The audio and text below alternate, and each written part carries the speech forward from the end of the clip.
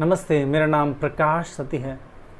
हम गीता की सीरीज़ में जैसे चल रहे हैं तो दूसरे अध्याय का 14वां श्लोक क्या बोलता है और उसके आगे आगे ही बढ़ेंगे। तो 14वें श्लोक में श्री कृष्ण अर्जुन को बोल रहे हैं, हे कुंती पुत्र, सुख तथा दुख जो है वो जो है ऋतु के समान है। सर्दी गर्मी जैसे आती जाती है, तो इस पे तुम क्या करो, इस पे तुम विचलित ना हो, इस पे अपने आप को नियंत्रित रखो। मैं सादी भाषा में आपको बता रहा हूँ। श्लोक में श्री कृष्ण बोल रहे हैं कि तुम इसमें समभाव रहो। जो सुख दुख है वो सर्दी जैसे आ रही है, फिर चली गई, गर्मी आ रही है, ऋतु बदलती है, ऋतु बदलती है, फिर बारिश आ जाती है। तो जीवन में जो मन है, जो सुख दुख आता है भाव में, जीवन में उतार चढ़ाव होते हैं, तो सुख दुख भी इस प्रकार से आते जाते हैं। मतलब आपका जीवन कभी भी एक स्तर पे नहीं रहता, वो ये बता रहे हैं। तो तुम्हारा जो जीवन है वो ये बोल रहे हैं, कुंती पुत्र, सुख जो है वो ऋतु के समान है, जो आता जाता है। मनुष्य को चाहिए, योग्य पुरुष को चाहिए कि वो समभाव रहे हर अवस्था में। तो ये 14वां श्लोक बोल रहा है, ठीक है। ये 14वां श्लोक ये बोल रहा है। अब 15वें श्लोक में श्री कृष्ण बोल रहे हैं, जो पुरुष सुख दुख में विचलित नहीं होते और समभाव में रहते हैं वो ही मुक्ति के योग्य हैं। इसके बारे में ये बताऊंगा। मुक्ति के बारे में बता रहे हैं, समभाव के बारे में बताया, मुक्ति के बारे में बताया, और आगे क्या बोलते हैं श्री कृष्ण। 16वें श्लोक में श्री कृष्ण बोल रहे हैं, दूसरे अध्याय का 16वां श्लोक है, बोल रहे हैं, तत्वदर्शी ने ये निष्कर्ष निकाला है कि जो भौतिक शरीर है ये तो नष्ट हो जाता है, बदलता भी है, इसमें बदलाव और लास्ट में नष्ट हो जाता है। मगर जो आत्मा है वो स्थायी है, उसमें कोई बदलाव नहीं आता और वो कोई मरती नहीं, जन्म लेती, वो स्थिर है। तो ये निष्कर्ष निकाला है, तो ये बहुत महत्वपूर्ण है। तो श्री कृष्ण 14वें श्लोक में जो बोल रहे हैं, संभाव की बात कर रहे हैं। देखो यहाँ समझो, एक मनुष्य जो है, जो मनुष्य होता है एक, वो क्या करता है, उसके जीवन में जब बदलाव आता है ना, जैसे कि उसके जीवन में कोई अच्छा अवस्था चल रही हो तो बड़ा सुखी हो जाता है, वो सब कुछ भूल जाता है, उसको कुछ होश नहीं होता।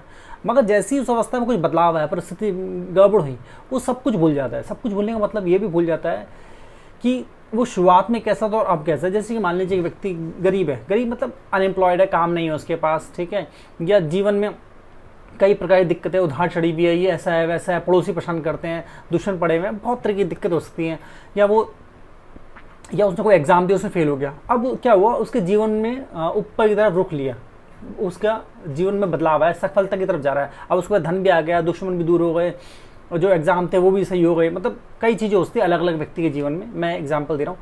तो उसका जीवन ऊपर की तरफ जा रहा है, तो सफलता मिल गई उसको, भाई जीवन में सफल है, बहुत ज़्यादा सुख है, तो भूल जाएगा, क्योंकि दुख में सब कुछ आ जाता है, सुख में सब भूल जाता है, वो लगा रहता है अपने सुख में, खो जाता है। अब जैसे ही सुख में कुछ गड़बड़ होती है, अस्थिरता आती है व्यापार में, किसी भी चीज़ में जो कर रहा है, जॉब में या जो भी चीज़ है, तो एकदम से उसको लगता है पता नहीं क्या हो गया, काम हाथ पर फूल जाता है, काम जाता है। वो ऐसा सोचता है कि जैसे वो ये सफलता अपने साथ ही लेके आया था। वो ये भूल जाता है कि पहले वो पहले वो कुछ नहीं था, आज वो इतनी उच्च अवस्था पे है। तो आज उच्च अवस्था पे है, वो थोड़ा नीचे भी आ सकता है, फिर उससे कई गुना ऊपर जा सकता है। ये जो अस्थिरता है ना, ये मनुष्य को कमज़ोर बनाती है, हमारी बुद्धि को कमज़ोर बनाती है। देखो, अगर आपको जीवन में उच्च अवस्था में पहुंचना है तो अपने मन को, अपने मस्तिष्क को स्थिर अवस्था में रखने की अभ्यास करना होगा, और वो एकदम से नहीं होगा। यही गीता सार से और मेरे दूसरे जो ज्ञान के वीडियो देता हूँ भर भर के, और साधना जो बताता हूँ उनको करिए। तो यही वो बता रहे हैं कि आपको अभ्यास करना पड़ेगा, और धीमा धीमा धीमा करके आपके अंदर एक स्थिरता आएगी।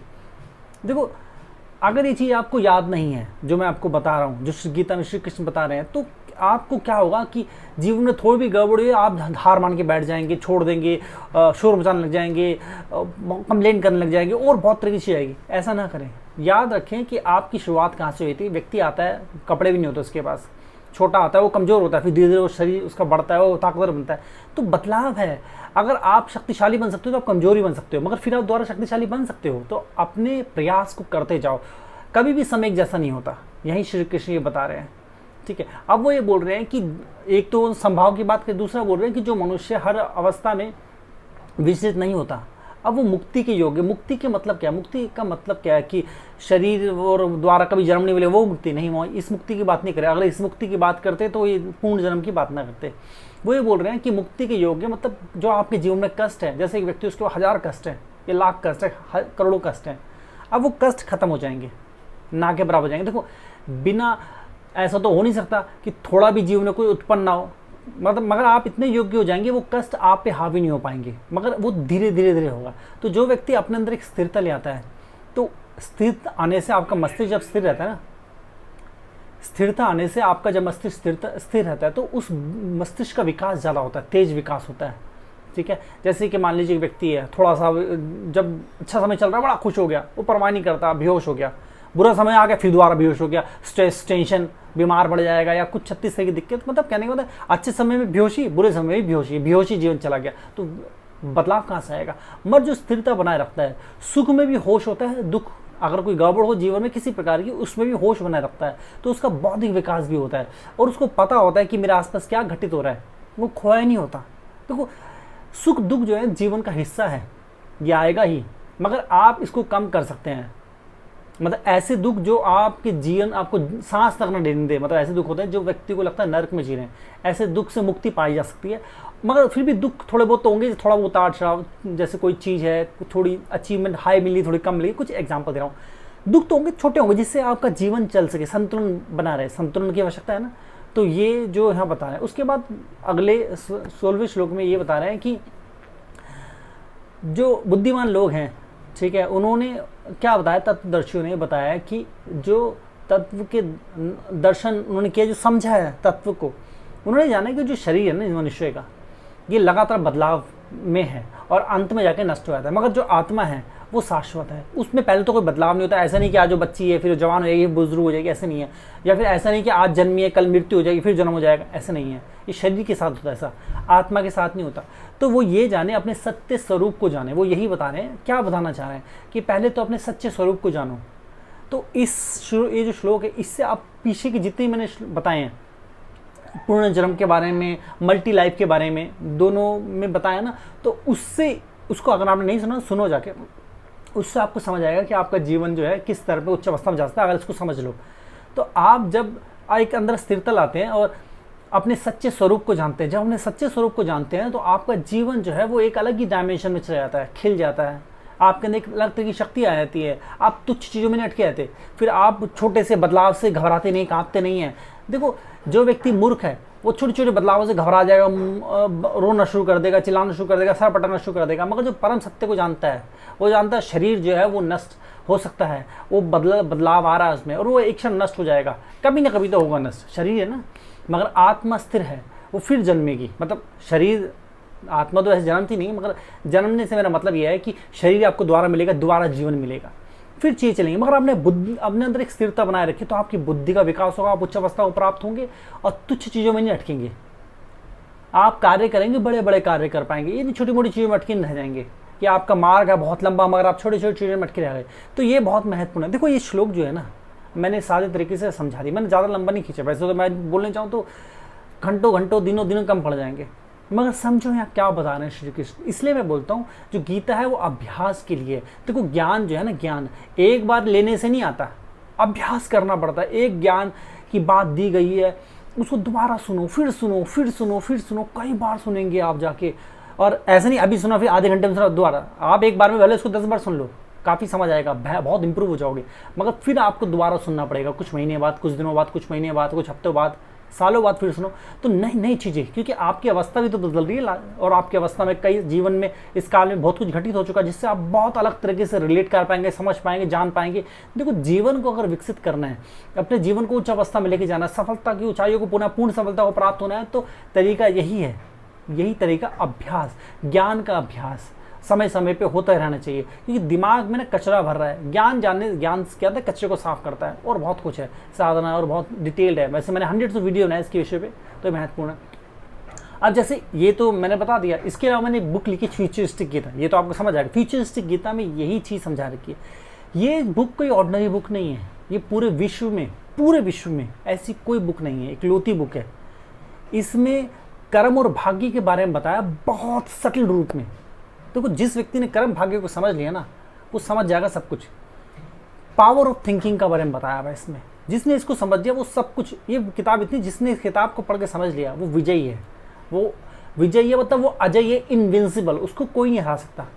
जैसा जैसा उसका विकास होता है किताब को समझ के, वो इनविंसिबल हो जाएगा। इसमें सारा खजाना है, पूरा विश्व का सारा खजाना है। सफलता से लेके, शक्ति से लेके, आपको स्टडी करनी है, बिजनेस करना है, जॉब करनी, कुछ भी, हर एक चीज़।